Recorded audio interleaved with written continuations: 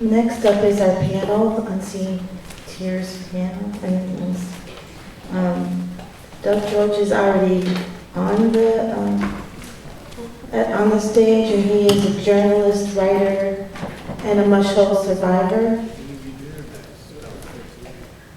As I said before, Pete Hill introduced me to this documentary, and he's a special projects director at Native American Community Services in Erie and Niagara counties.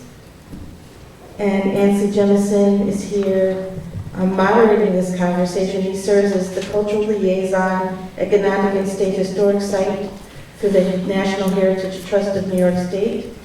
And he's also the host of Original Peoples Podcast, and there's more about all three of them in your program. Thank you.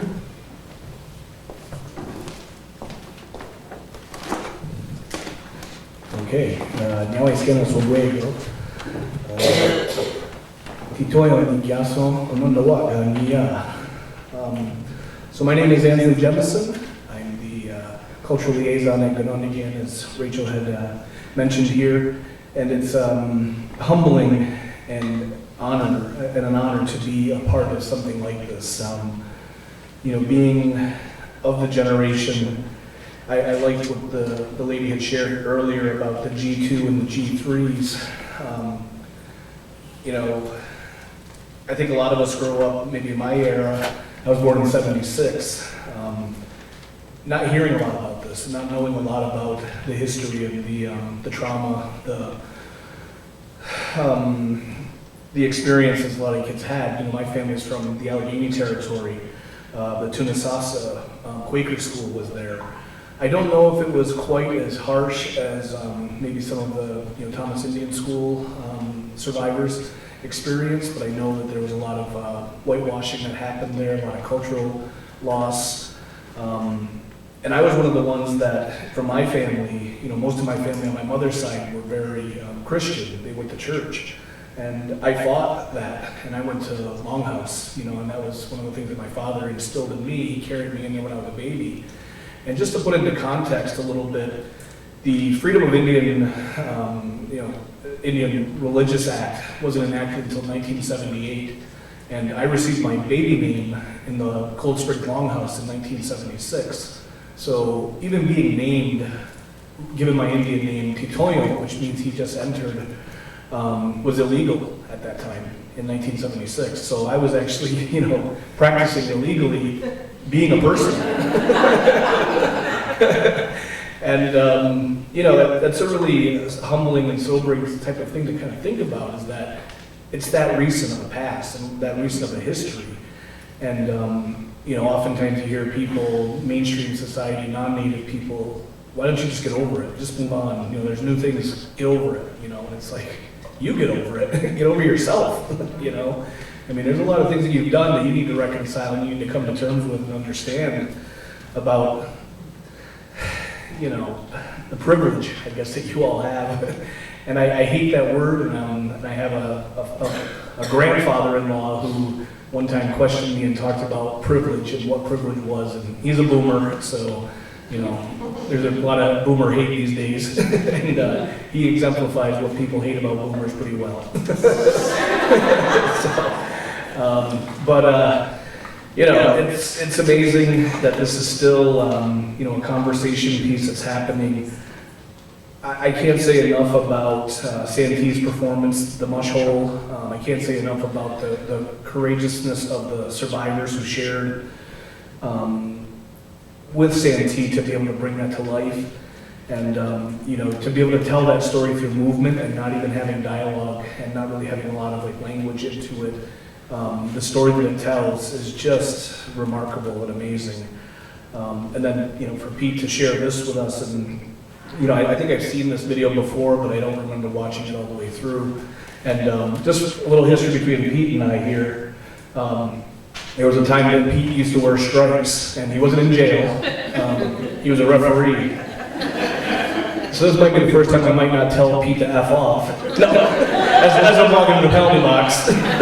No, I was never one of those people. But, Pete was a brave soul out there, refereeing Native lacrosse games on the territory. And I'm sure he's heard a lot of colorful language and seen a lot of things. But, you know, I really want to say that, again, I respect Pete immensely for the work that he's doing in the community, in and around the Buffalo area, providing counseling services and things like that in the work. And again, I'm sure you've heard a lot of colorful commentary, stories, horrible things. How do you take care of yourself, Pete, in those ways? You know, first surviving lacrosse games, but then, you know, really surviving, you know, the stories. And again, you're probably of the generation of, you know, having family members experiencing, you know, the boarding school and things like that. So maybe a little bit about your background and who you are, and then maybe we'll kind of go into some of that. Well,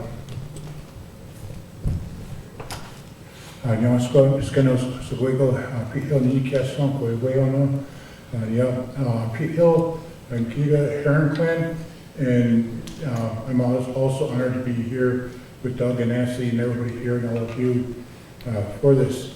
My first thought is like, I'd like to hear from Doug. Because my mother was sent to Thomas Indian School, my grandmother was sent to Carlisle School, and I didn't know that. So I'm a descendant of someone who went to boarding schools, not an actual survivor. And just before I ask Doug, if you don't mind. Sure. Just on the lacrosse portion, yeah, it was a great experience for me. I refereed box lacrosse for 30 years, and that's where, unlike field lacrosse, where they actually have fights, and sometimes those fights turned into brawls, and sometimes those brawls go into the seats and stuff like that. So being a native referee in a lot of leagues, some of the worst brawl I've been a part of as a referee was Six Nations and Brantford. Two teams from the Six Nations territory, relatives on both sides of the teams, and that was like the worst brawl I've ever been in as a referee. And when I heard the story at the Mush Hole, where they used to put relatives together in one room, wake them up in the middle of the night, put them in the room, and force these relatives to fight each other until the room was full of blood, bruised knuckles, broken noses, bloody lips. When that started making sense. Because that fighting among our own people, I believe, came directly from those boarding schools and the Mush Hole. And when I told that story about family, kids being put together to fight somebody, I told that in a training I did a while back. Somebody from in the audience who is from his family is from Six Nations. This was only maybe 5-6 years ago. Said, you know what? That is exactly my family. Because every time my family gets together, whether it's for a wedding, a funeral, a birthday, whatever it is, there's always a fight in their family. And that's, again, where it comes from, is residential boarding schools. So I love my experience in lacrosse. I'm glad I'm retired, and so many other people are too, from lacrosse. But before I go further, I'd really like to invite Doug to share what he'd like to share. I don't know if you have any questions for him specifically, but as a survivor of the Mush Hole, I prefer to defer to Doug, please. All right, let's start off in the beginning. 482-738, that was my number. That was assigned to you once you were processed in at the Mohawk Institute. That was a number that followed you throughout your tenure at this place of punishment, more like a reformatory or prison than it was an education facility. And in fact, the Mohawk Institute was not designed to enhance our intellect or to stimulate our minds, to broaden our understanding of the world. It was a place of suppression, confinement, defined by daily acts of brutality and exploitation. But mine was 482-738, and that was the number that was stenciled into all of our possessions. In my specific case, they reduced it to 73. So I was number 73. And we do know that the system developed by Canada and subsequently adopted by the United States was later transferred overseas. And we can see the beginnings of human confinement and degradation and diminishing of culture and suppression of language and indigenous values, beginning in South Africa, the Boer War, where the British deliberately designed concentration camps based on native experiences in Canada and the United States. And then later Germans, when they decided that they were going to systematically destroy not just Jews, but people considered on the fringes of society, people who had learning difficulties or physical deformities, people who were engaged in acts of political dissent. That again, when the Germans were challenged about this by the British, they simply cited what they had done to indigenous people throughout their territories. So it has universal application. We know too that in the current climate in Israel, Palestine, that same methods used by the Israelis to physically destroy the Palestinians with their tactics aimed at killing children and women is an extension of what happened here. When I was in Palestine, my wife and I, we asked the Palestinians about the similarities between what happened to us at boarding schools, at residential schools, and what was going on in Palestine. And it was the same thing, that the Israelis had taken that lesson from the Americans and proven to be very effective. Dehumanization, of course, was essential to whatever these actions these people undertook. The deliberate attempt to break your spirit, humiliate you, and degrade you. Well, daily life at the Mohawk Institute, first it began with how we were taken, and that occurred on my home at Possessney, and virtually every family at one point on our territory had been taken to either an American or a Canadian institution. And the way it worked was that there was an arbitrary decision made by people in positions of authority, local priest, Catholic priest, working in conjunction with the Indian agent, a healthcare worker, and the Royal Canadian Mounted Police would identify children they considered are at risk, or simply on a whim. The priest might have had a particular feeling against a particular family and then decided that those children would be removed. Once that decision was made, there wasn't any appeal by the parents. Parents were humiliated, made to feel a great sense of shame within the community because they couldn't take care of their children, allegedly, and those children then had to be removed to one of the residential schools. That happened to me. So in January of 1967, I was taken by train about 600 kilometers away from Akwesasne to Brantford, isolated in a train station for a number of hours, not until 3 o'clock in the morning did someone from the Institute bother to come and get me and my brother and then take us into that building. The daily life there was defined by physical hunger. The meals that we were given were deprived of protein and deliberately designed to stunt our growth and to frustrate our intellectual development. All human beings must have certain diet in order to retain good health and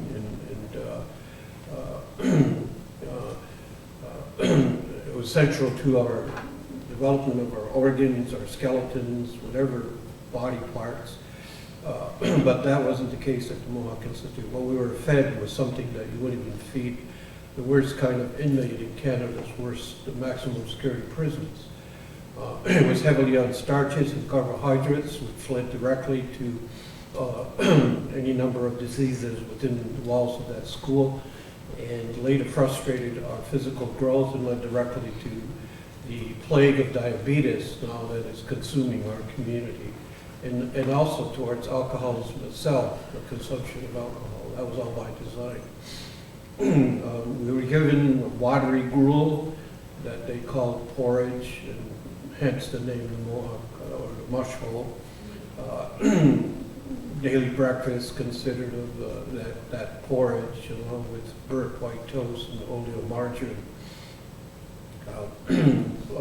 I used to periodically go back to the Mohawk Institute for one reason or another, and before they renovated the kitchen and the dining area, there used to be on the ceiling, covered with various layers of paint, little squares, about the size, a little bit bigger than the size of your thumb.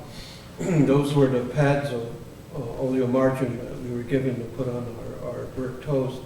And what we would do, instead of eating that stuff, we would put it on our forks and fake it like this, so our body could go. And it would stick on the ceiling. And decades later, those tabs of oleomargarine were still found on that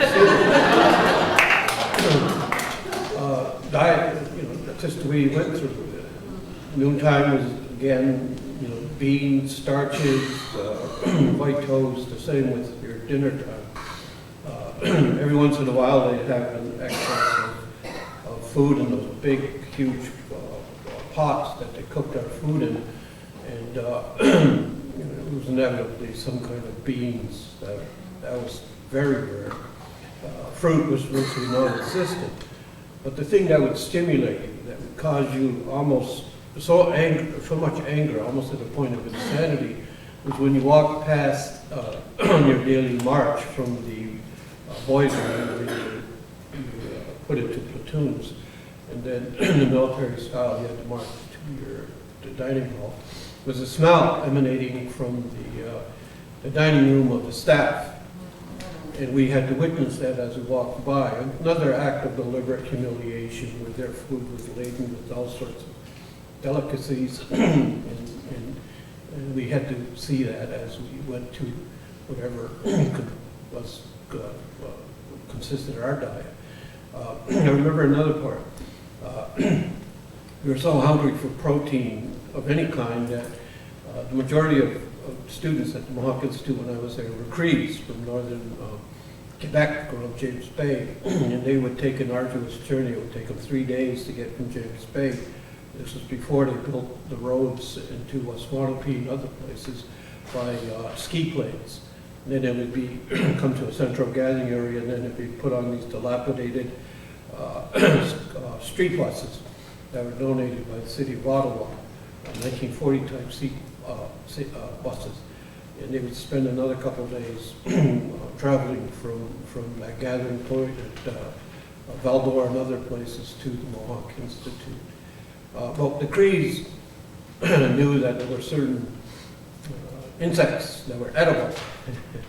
And so we learned early from our Crees, our friends, to supplement our food by finding certain bugs that were you could actually chew and swallow.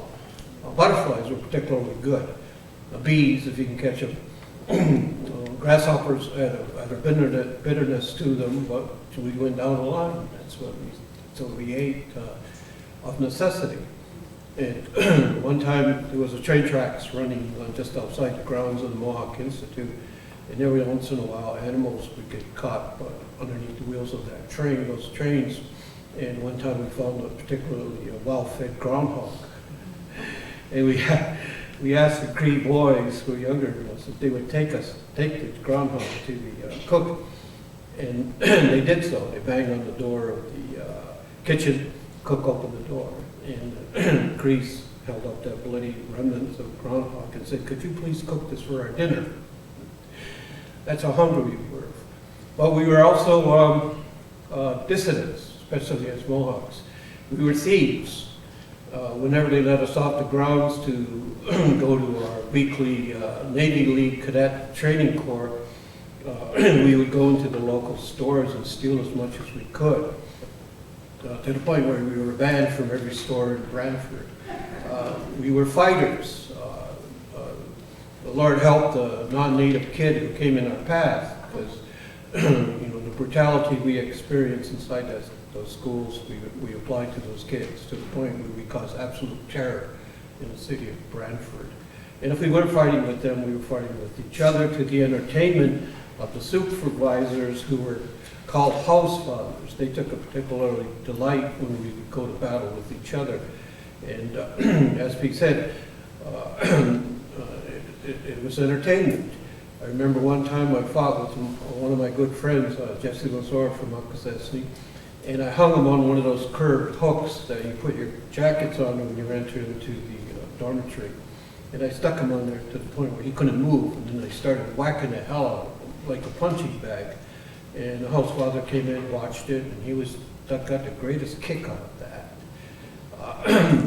But that was the daily life at the Institute. And there were kind of three different emotions that swept through us as we woke in the morning at 6 o'clock. The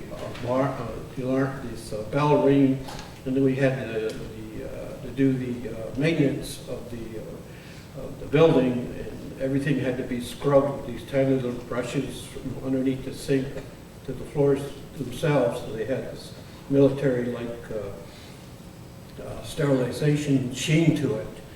And then our beds, of course, had to be made in accordance with Canadian military rules.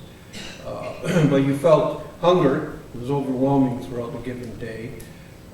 Fear, because most of the violence that occurred within the boys' dorm was boy on boy. Most of the sexual abuse occurred as a learned behavior when the older boys used that as a way of controlling the younger ones. Fear because any sign of affection demonstrated by one of the boys had a really high physical cost. That if you wanted to, as a young boy, 6, 7, 8 years old, 9 years old, you needed to have physical relationship. You needed to be embraced. You needed someone to care for you. But that you had to sell your body. And then the arbitrary, the decision by the people in the positions of authority to select boys at will, and then to exploit those boys without any fear whatsoever that they would be punished for this behavior. They did it with complete impunity.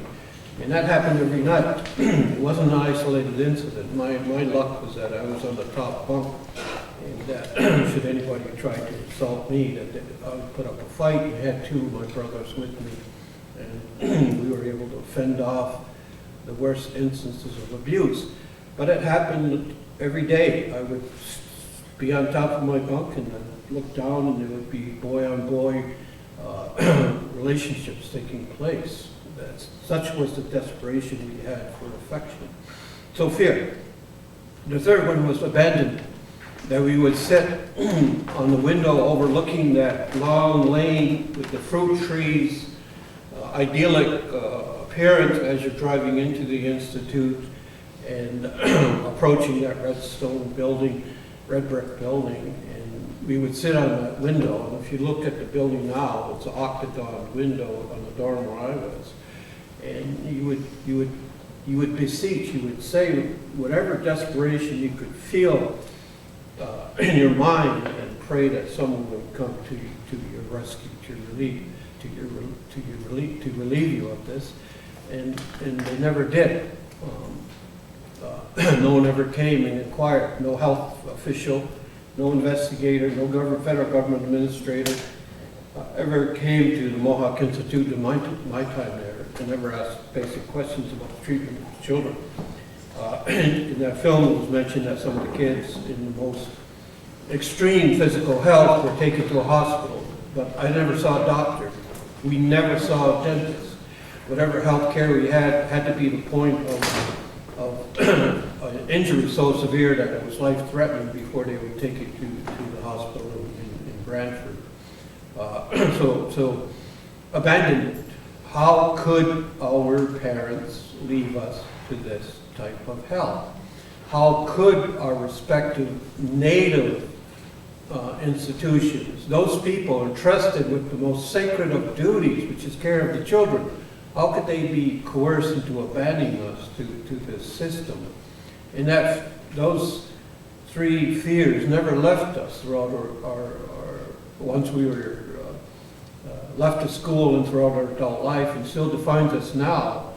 And I can tell you with absolute certainty that whatever happened to me during my time at Mohawk Institute has more profound resonance in my mind than virtually any other instance in my life. So it is with the rest of the students. And that's where you approach it, when those of you who really want to know the story. And I'm going to ask you this, do you really want to know? Can you handle this? Can you handle instances of child rape on a nightly basis? Do you believe us when you tell these stories? Can you handle the look of absolute terror in a child's eyes when they're about to be assaulted? Can you handle those type of stories when they tell you about near starvation at the Mohawk Institute, that some of the kids would sneak off and go to the local dump across from school grounds in order to find food, and that some of the dump workers felt so terrible about what they were seeing, these Mohawk Institute boys scrounging through garbage in order to find food, that they would leave some of that food for the kids so they could take it back to the school. Can you handle the fact that there are dozens of, if not hundreds of kids buried on the grounds of the Mohawk Institute, and that we need to find those children, we need to find how they died, and we need to repatriate them back to their home community. Now, Mohawk Institute remains haunted. If you want to have one of those experiences, then go there and spend the night and listen to the children as they're screaming up and down those halls. And despite the many ceremonies that have been done to release the children, they simply won't go until we find their physical remains and bring them home. That's what we deal with. That's what I deal with. And if you want to really know the stories, then be prepared to handle things that are beyond, almost beyond our sense of who we are as human beings. It's that bad. We were slaves. The girls were trained as domestic servants, farmed out to the local people in Brantford without any kind of financial compensation. The boys were trained in basic animal husbandry and agriculture. We had large fields that we had to cultivate and harvest. We never saw the food from that extensive work. That was given to the supervisors' families or sold on the market, but we never saw it. And then the corporal punishment. If you can imagine the screams of kids as they're beaten with these 3-foot straps, no exaggeration. Anything I tell you here is not an exaggeration, it's not an embellishment. That was what happened. And it was directed at us by a people, a culture, a nation that has such deep hatred for Aboriginal people that they would do this to children. And we were children. We weren't young adults. We were children. When I got the strap, I was fortunate in some ways in that I was an exemplary student according to their academic standards. They actually skipped a grade for me, first time that had ever been done. But I also got hit. The reason I did is because I got into a fight, and then the so-called house father, who was this minister, Jamaican guy named Boyce, a black Canadian, who always smelled of a certain type of cologne, but he was notorious for his solicitation and seduction of certain boys. And he was smacking the heck out of me with a leather belt on the wrist, not on the hand, because you got calluses from all the farm work, so on the wrist. And they would beat you until you cried for mercy. So I faked it.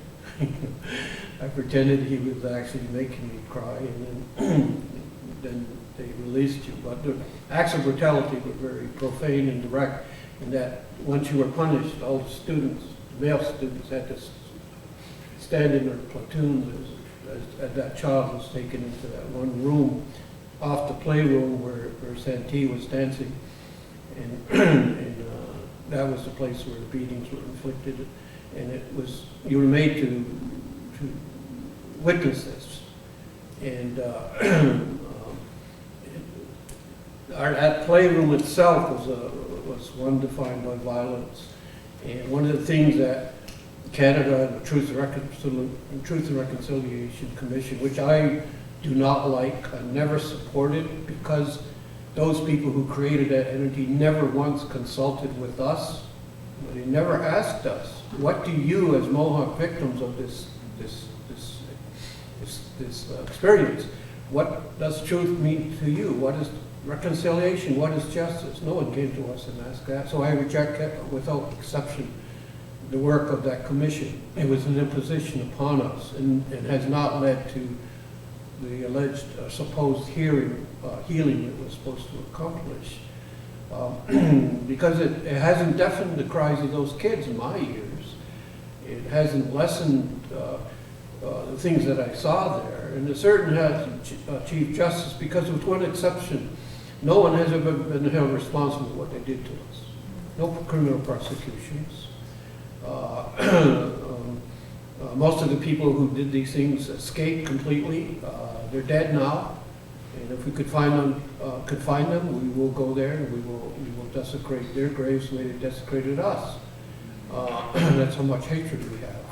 If you want to hear this story, be prepared to deal with the hatred that we have towards each other, towards ourselves, and towards our respective communities because of this.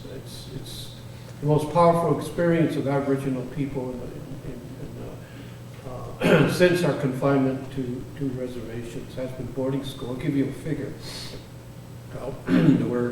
We were at the point of physical extinction as Iroquois people up until 1920s. That there were less than 6,000 Iroquois people living south of the Great Lakes in the year 1900. We were the vanishing American. There were 225,000 Native people left in the U.S., a similar number in Canada. Of that, in the United States, 60 to 70,000 of those children were placed in these schools. And same with Canada. Virtually every child in the turn of the century up until the 1940s and 50s in Canada was sent to these institutions. And so recovery to us, well, is proved to be very evasive as we begin to slowly fade away, as we begin to age, and our stories begin to die with us. I'll give you one example.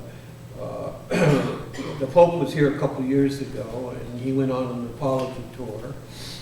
He deliberately avoided the Iroquois, the Six Nations, the Mohawks especially. We were excluded until I began to make a fuss with the Assembly of First Nations, which is representative of band councils, and in no way represents traditional people. But I made a fuss anyway. He invited me to go see the Pope in Quebec City at the last part of this tour. And I said I'd go meet the Pope under certain conditions. I was not interested in a verbal apology. What I want is a commitment to justice, that the church would accept full and complete legal and moral responsibility for what it did while we were under its tenure. And that's a commitment to provide us with the records involving our stay at these schools, and a willingness to help us prosecute the guilty, and for the church to admit guilt under law. They weren't going to do that. They wanted me to go there and have a photo op and stand next to him wearing a Gastola, saying, then the quotes would be Mohawks accept papal apology. We did not. So I refused. I could not do this. I would not do this. But our commitment is there towards the children, and so what we have done is the Six Nations Survival Secretariat has led the way and is defining the means by which we can achieve justice, and that begins by locating the children and the dead. And then Akwesasne, our group, has followed suit. So that's our commitment. The screaming in our ears cannot be silenced until those children are brought back home.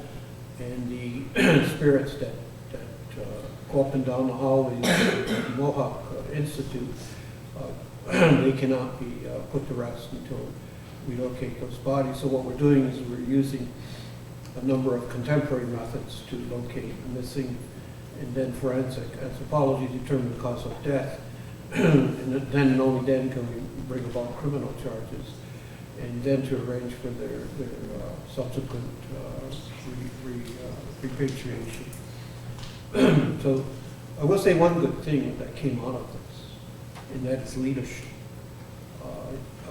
A few generations ago, when our people were visiting the Hopi, and, here's the story. The Alcatraz used to be a military installation, and it was converted into a prison to house Hopi, Navajo, and Tewa peoples, the men, the fathers of families who refused to let their children be taken and placed in the schools, so it was a place of confinement. But out of that, they had these visions, and they said certain leadership would come out of these places of incarceration, and that's true.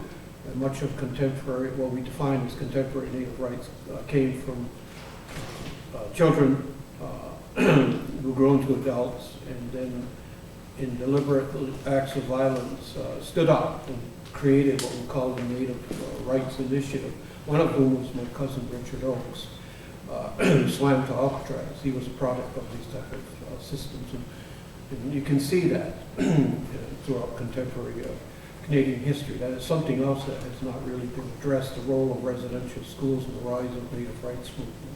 We refuse to be broken.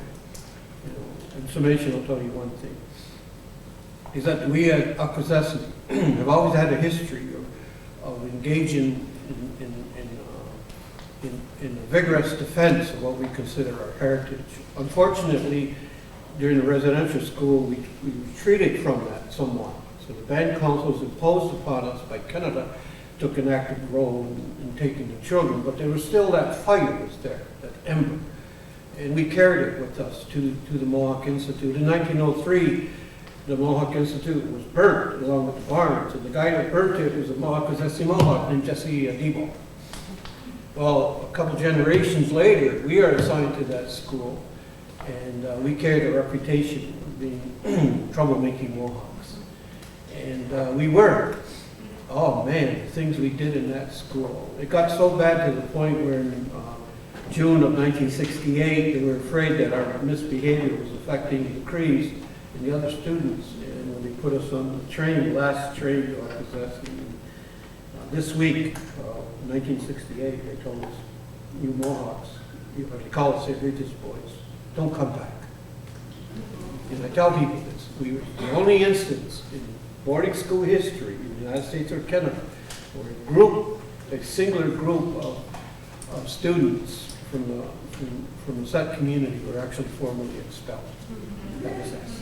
And what we learned from that throughout our adult lives is to engage in acts of defiance as a way of preserving our lives and our community. So that's been our heritage. That's been our life experience. But it remains, the most powerful collective experience of Aboriginal people in the 20th century. And everyone sitting here, everybody who gets involved in these cultural rejuvenization initiatives,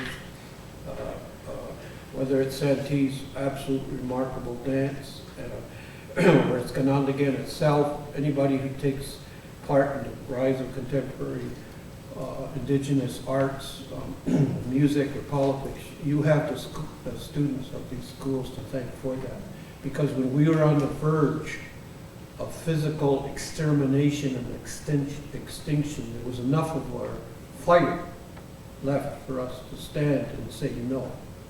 And that's our gift to you, to carry on that struggle. It's a bitter one, but you can see now why your parents or your grandparents don't want to talk about it. It's humiliating. But that's where we are. That's who we are. And just, whatever form presents itself. I'm grateful that people are now willing to listen to us and to begin to collect these stories in whatever format is possible before our lives are finished on this earth. And I really want to, when I was watching Santee and her dancers. A few things that are remarkable. One is that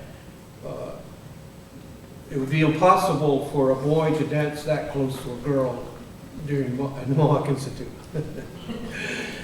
Girls are absolutely forbidden. But as she's dancing, I'm reminded of something that is characteristic of an Iroquois type of physics, and that is the molecules that dance above the earth during the thunder. You know, when thunder comes back, we have a thunder dance, and you see all these dancers going back and forth like this, and all that energy. That's what I'm reminded about when Santee's dancers do what they do. And in that brick wall, it's just, the images are sometimes a little bit overwhelming, but I hope that she'll continue to do these type of things. So I appreciate you opening your ears to what I have to say, and if there's anything I can do to enhance your knowledge about residential schools, and I'll be glad to do it. And just a note, my niece is now director of the Woodland Cultural Center, and so there are ways for us to slowly recover from this. But on Parliament Hill a couple of years ago, when they asked me to address the nation on this issue, this is one thing: nothing for us without us. Do nothing for us in the assumption that you know what's best for us. We're still here. Listen to us.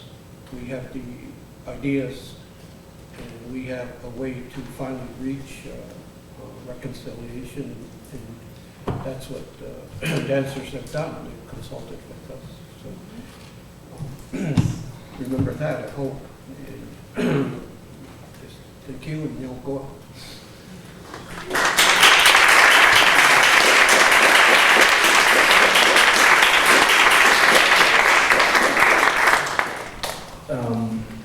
So I'm supposed to moderate that. There's nothing to moderate with that. I mean, I think one of the things in, having done a podcast with Santee prior to seeing the show, she said that the psychology that kind of went into the formation of that presentation and that artistry was, it was all about truth, and there's this whole movement about the truth and reconciliation. And she just wanted the truth to come out. She said that they're not ready. The survivors, Indigenous people, First Nations people of Canada, aren't ready for the reconciliation yet. It's still too hollow, it's still too present, still too near, and that truth has to come out.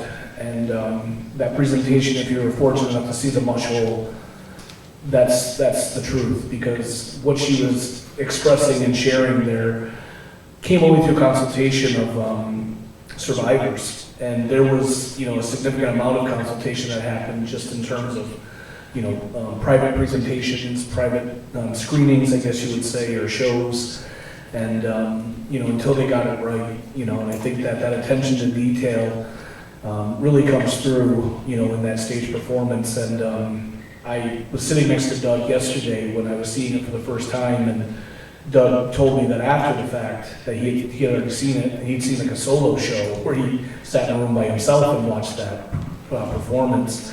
And I guess for me, and I guess just to kind of share with the audience here, what are some of the emotions, Doug? I mean, I know that one of the things you said, is that I don't know how she does it. I don't know how she handles and wrestles with what she is presenting.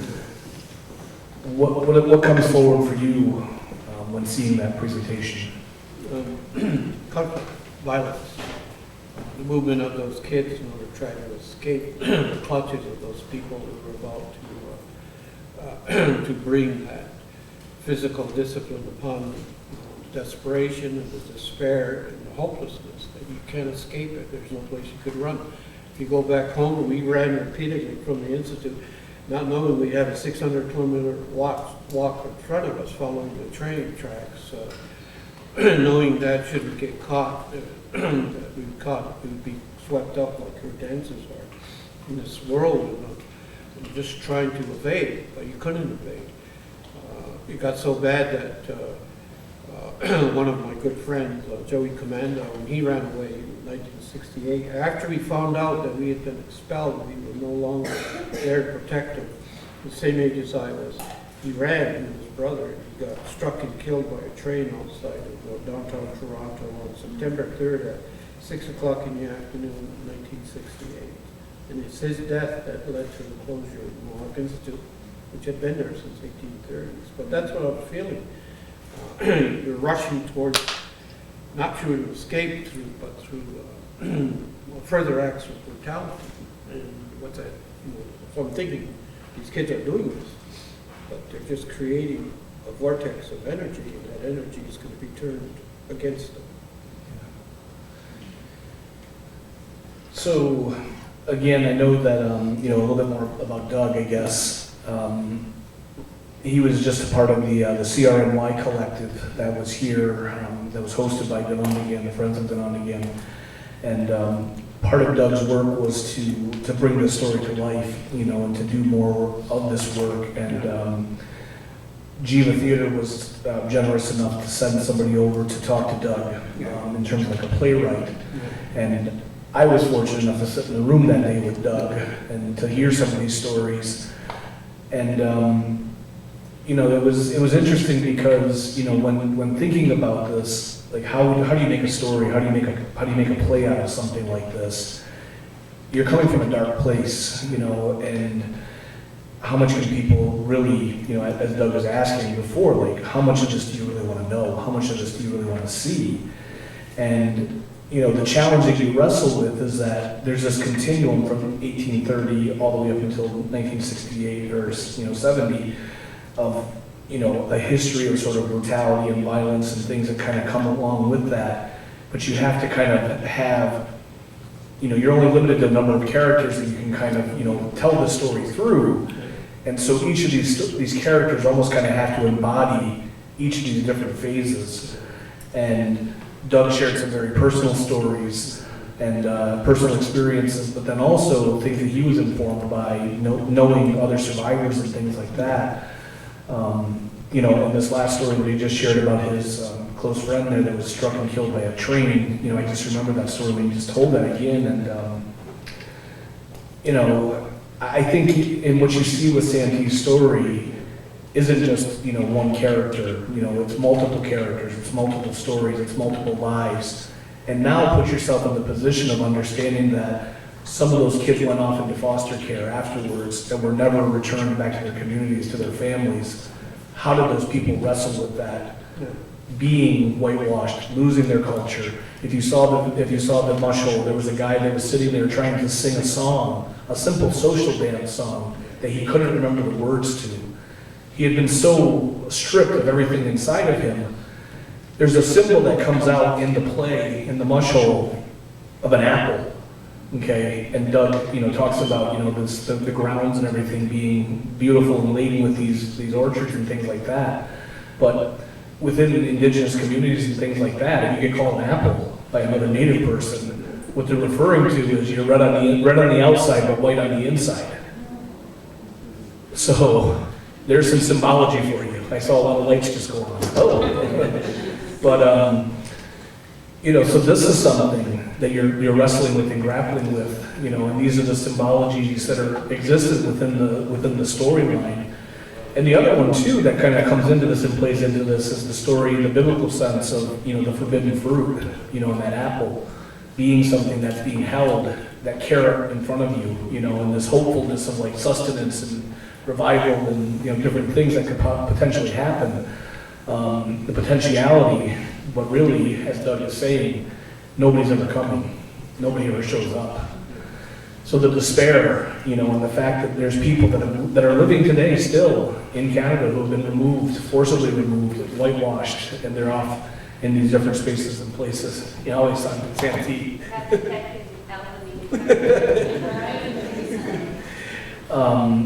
It's just remarkable to think, and I guess now is the time to bring in our good friend here, Pete, because Pete is doing some of this work in terms of providing services to people who have been experienced, who have experience with this, the G2s, the G3s, who are now survivors of the survivors, I guess as well, because Doug had mentioned this before that, there was this sexual violence that was happening boy on boy and older kids preying on other kids, these learned behaviors that then trickle back into the community, that then trickle back into society, that these people are now broken people that are now, become predators themselves in a different sort of context outside, and not knowing how to release that, how to get rid of those things.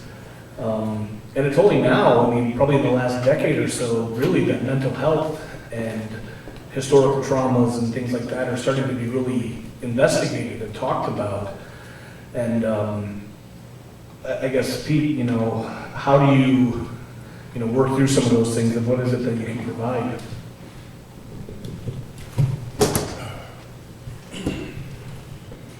Yeah, there isn't an easy question, or there isn't an easy answer. It's just snap your fingers and, it'll be over and done with. So what, Anson just used the phrase historical traumas, and that's what this is really talking about. Because in the a lot of times Native people, either they don't know if a family member has been to a residential boarding school, because right now, in 2024, Marshall closed in like 40, 50 years ago or so. So this would be our grandparents' generation. I myself could have been sent to the Marshall, had my family stayed at Six Nations where my dad is from. So this is very recent. But a lot of times people think if they know anything about a family member who went to boarding school, usually I show unseen tears and do things like this. And when we ask Native people, have you ever had a chance to talk to your parents, your grandparents, other elders about their history, about their experiences in boarding schools? Most of them never have. Because again, if you think about if you were abused as a child growing up, when you grow up to be a parent or grandparent, you don't want to tell your grandkids what happened to you. So the worst episode I've heard, and I hate to share this with you, but I feel I need to just to show how deep these go. The worst, I've heard a lot of elders talk about their own personal traumas that they went through. Sally, he talked about the trauma she went through, the one in the yellow blouse. Her interview in the documentary is about 2 minutes long. Her actual interview is like 3.5 hours long. Heard the raw footage of her interview. And then I heard an elder, I was at a conference, talking about as a 5-year-old little boy being raped by 8 grown men in the boarding school he was at. So when Doug was talking about these things happening sexually, and yeah, kids stayed in the boarding schools for an extended period of time, they often became perpetrators of that same abuse on kids, either through power. So we see that's just what is happening. But in the documentary, you heard like Chief Henry talk about 2 generations of parents of his family going to boarding schools. But if we think back to 1830, when the Muscle first started, thereabouts, how many generations of kids were in these residential boarding schools? That's what 140 years the Muscle lasted. So how many generations of that? Depending on how much we count one generation, 20 years, that's 7 generations of kids going through these residential boarding schools. All with that same treatment of going through this institution to kill the Indian and save the man. So we're seeing the consequences of these dynamics from these residential boarding schools. But I also want to give a little context to the boarding schools. Elliot talked about in the documentary that his father was already into alcohol. Alcohol was purposely introduced to Native communities as part of the treaty-making process that predated the boarding schools. So alcohol was already a problem in many Native communities because they realized in European history, they know how powerful alcohol can be. And when we sat down to make treaties in those days, they would do, have alcohol afterwards, see the consequences of it and how people change their behavior. And then they thought, well, let's give the alcohol before we sit down and make that treaty, get them drunk, and get them more concessions. So alcohol was already a problem. The other thing that was going on nationally, and I suspect in Canada as well, is the whole idea of manifest destiny. In the 18th century and in the 19th century, manifest destiny was a popular theme in American politics, that it was a divine right of Europeans to come to this land, to take all the native lands away, to get rid of all the native people, and to claim it for themselves. So the idea here is that they were promoting throughout the US and Canada and to native families is that you're not going to need your language. You're not going to need your ceremonies. You're not going to need anything that we are, because you're going to be assimilated, if you survive, into American or Canadian culture and society. So that's where you see a lot of parents thinking that, hey, my kid's going to go to school. I like school. I like, my kids being educated, not knowing what's going to happen in these schools. So we think about the impact of historical trauma. Go back to year 1452. There's a documentary, The Doctrine of Discovery. That's how far back we can go back, trace the idea of historical trauma. So residential boarding schools is a huge factor in our native health and well-being, but there's so many others as well. I've said many times that I consider that every native person could be considered being in recovery, whether or not they ever touched a drop of alcohol or any other drug, whether or not they did that. Alcoholism addiction is a major problem in native communities, and we talked about that as in the documentary. We talked about that as well. When you steal the soul out of a person, their spirit, their identity, and then do all this abuse to them, where are they going to go? So the consequences of the boarding schools, recognizing how many of the kids who went to boarding school never went home. If they go, I had heard another friend who stayed at Thomas Senior School for 15 years. When he tried to go back home, he lost his language. He didn't know how to communicate with his own parents and his grandparents. So he felt like a stranger in his own homeland. How many when they showed the picture of the one guy, Thomas had in his traditional clothing, he looked had dark complexion. Then they showed him with a short haircut. That was also part of that, because they told the kids, dark is good, dark is no good, dark is bad. You want to assimilate, and the more they lightened up the pictures, that's what you want to show. The one picture in the documentary, where there's a group of native people dressed in their traditional clothing, and then the women dressed in white. Again, this is bad, this is good. That was the socialization. We had a program at NACS. I work with Native American Community Services. I'm doing this on my own time. I'm not representing NACS at this today. But we had an effort called the Gathering of Good Minds. And in one of the conversations we had in one of the gatherings, I have a picture of two Native women, two elders, who said, and I've known them for a long time, the poster that they made is not wrong to be Indian, which is an interesting picture. They're not saying that they're proud to be Indigenous or Native. They're saying it's not wrong. Both of them had gone to residential boarding schools, where they were taught their culture, their history, their traditions, their language, their ceremonies are all satanic. As Sally said, talk about being born of the devil.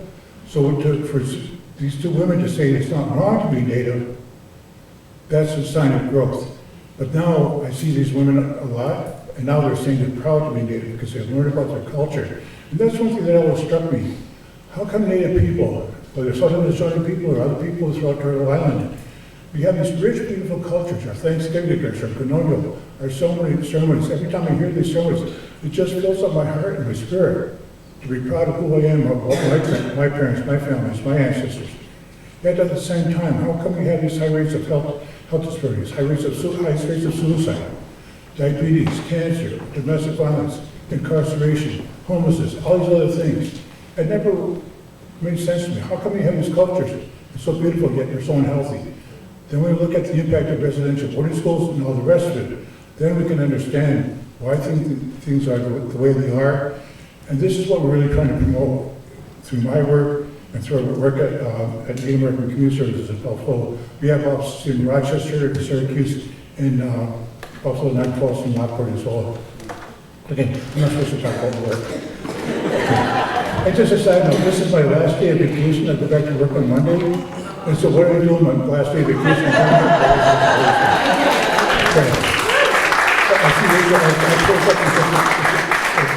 A couple more comments. So that's what we're really hoping to do in helping people, for Native people, to help people understand why our families are the way they are. In the documentary, there are a couple people who were at the podium. That was during the White Bison Journey for Forgiveness in 2009. They went to Cattaraugus, at the site of the Thomas Senior School, or Salem, And two people were up there saying, I forgave my mother, because my mother, I realized she had an institution for her parent. And then we had, people are saying about that. So when we think about, the way things are, if you see elders who are kind of cross or mean, or just kind of distant, not very kind or loving, we think grandparents are very kind and loving and doting. If they're not like that, well, we don't really have to question what happened to them. We know these things happen in residential boarding schools all throughout. So we see that, we don't have to pry that information out from them, we don't have to force them to tell the stories. We can just continue to love them, to support them. They may not be able to accept that love because of what they've been through. But we can show that love, that kindness, that support, we can help them. And then as we grow, as we get our knowledge and awareness of that, how do we create our own healing? That is part of it, is understanding what my parents went through and looking at what they had to go through, and then looking at the generations of kids who went through residential boarding schools. That's what we're really hoping to do. Because we think of the consequences of boarding schools, not only cultural identity, language loss, loss of life, loss of our own reproductive and sexual health, because I've always understood that gay, lesbian, transgender, two-spirit people have always been accepted traditionally in our communities. Yet we see that homophobia and the abuses that came from the residential boarding schools, it also perverted our sense of sexual well-being for all people and acceptance. Our identity, how many people married out after they left the boarding school, they married a non-native person. I cherish all of our parents, whoever our parents fell in love with, but that's a very beautiful thing, and that's why many of us are here. But the idea here is that, just that idea of creating more, it's diluting, not diluting. Native people are about the only group where it was the official policy of the United States to exterminate us. Whether physically through the genocide or the cultural extermination through these residential boarding schools and everything else. So we think about the healing versus the understanding versus recognizing how we're still impacted to this day, and then how do we create opportunities for healing, for reconnecting, for listening to our elders and people who've been through these schools to restore our cultural pride, our oneness, and get back to what our teachers really talk about, to be thankful, to be grateful for all people. Because when I think about my parents, my grandmother, I never talked to my grandmother. I didn't even know she went to Carlisle, but I did have a chance to talk to my mother before she passed away, and I'm so grateful for that, because when I was a kid, my family moved up from Tuscarora, and we moved out all the way to California. And all the time I was out there, from 6 until I was like 27, 28, I resented my parents because I felt kidnapped by my own parents, because I felt I was taken away by my own parents, away from my own people, because I never got to play lacrosse as a boy, never got to know any of my cousins as growing up, never got to hear about language or ceremony, and I resented that. And I never told them that, of course. But before my mother had passed, we had that conversation, and what she told me, she was told at the Thomas Indian School, is that there's a better way of life to leave the reservation, to leave the territory, because we have a better economic and educational outlook on life. And when she told me that, she said, and I told her what my feeling was about being taken away. But she also told me, because when I was out in California, I did good in school, I was kind of like a good student as well in that system as well. So I got some skills. And she told me, if I ever do go back home, I'll be able to take that experience of those skills to help grown people. So now after almost 32 years of working at my workplace now, we're able to write grants, we're able to do these things to promote the idea of healing, to develop these documentaries on Unseen Tears. We have a lot more coming up in the next couple of years. We have some new programs that we're starting out, and it's been a whole evolution of how we're looking at the idea of how do we conceptualize and operationalize the concept of healing from historical trauma, and how can we do that in our own culture. So this is a great opportunity to begin that, to continue that, so people can tell our stories, a lot more to be told, a lot more stories to be listened to. And I'm so grateful and so honored and humbled to be here with Nancy and Doug, and this is just a tremendous thing. I really appreciate everybody's being here and your time, and just a lot more to come. But again, we can think of healing for ourselves, for our past generations. Anytime we say the word Yahweh, any native word, but it's also unhealing every child who is beaten in the boarding schools for saying one word. So using our own languages, using our own ceremonies, using our own wampum, using our own, what's in our culture, what's in our strength. And for our friends and allies, I really like what Rachel you talked about,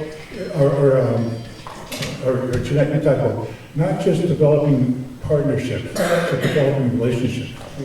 You know, because that, you know, so we can go on again, but I just really appreciate that. So everybody here, again, thank you for being here. Looking forward to the rest of the day and that tremendous performance. I did see the muscle a couple of years ago, just powerful, but we need more of this. We need more of these conversations. And for many people, how many people have been through historical traumas? We can include a lot of people. So I'll wrap up my comments for now, but many hours. Yeah.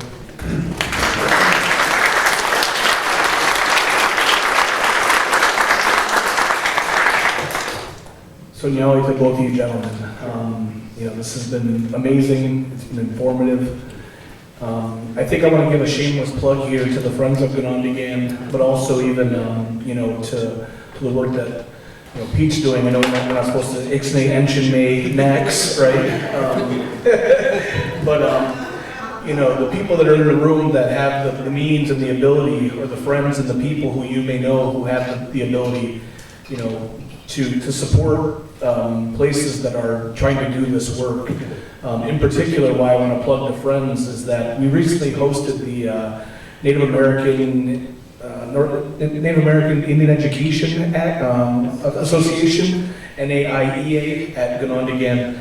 And we had an opportunity to sit down with some of the folks in NICED. And we got to talk to them about, you know, you don't learn about Indigenous people until 4th grade. And up till then, what you learn about is hand turkeys and pilgrims and, you know, making, you know, longhouses out of straws and, you know, non-biodegradable things. And, you know, by 4th grade, you've already been indoctrinated to believe that these people are gone, that they're in a history book. And so my push was to say, we need to start instilling education and the truth again in education with young people at kindergarten, at pre-K, understanding what is real about what happened here and where are these people and who are these people still. And I think that this story has to come out because education is something that we push and education is something that we really want to champion and things like that. But education has been weaponized against Indigenous peoples, and so you have to understand that. And so, you know, there's another thing that is happening right now. So, as Pete was talking earlier about, you know, elders and grandparents and things like that walking around a little bit with a scowl or being a little bit rough on the edges and things like that. If you see me walking around a little pissed off for a full year here, in 1924, they had the Indian, you know, Assimilation Act. Essentially, we were made citizens. We were forcibly made citizens. When we have treaties with the governments that, you know, forced us on the reservations and things like that, you know, we still have those sovereign rights and we enact those things, and we have the wampum belts that is our end of the treaty, our end of that agreement, that we are who we are, nation to nation. We are still these people. Canandaigua Treaty comes up, you know, on November 11th. You guys should all show up there and participate in that and hear what your founding forefather, George Washington, agreed to in terms of how he would, you know, honor and treat the Indigenous peoples. And, you know, that's a very important treaty to understand. I may be preaching to the choir and to some of the people in the room here, but, you know, it's certainly something to respect and understand. But, you know, more than anything, I just want to thank you all for giving us the time to be able to share these stories. Please go and share this with your friends and relatives and other people. Each one teach one, you know, but again, if you have the means to help support, you know, a place like the Friends of Ganondigan that is doing this work, can we do that? We have to get to the next. We have have another half. This is the end. Okay, sorry. All right. That's okay. Well, And I agree with everything you said. I'm just going to share something really quickly. When my son, who's 21 now, is in the 4th grade, I actually complained to the Pittsford School District because it said when Native Americans relocated. That was actually in the textbook. So I want to thank this panel, Doug George, Pete Hill, and Anthony Jemison.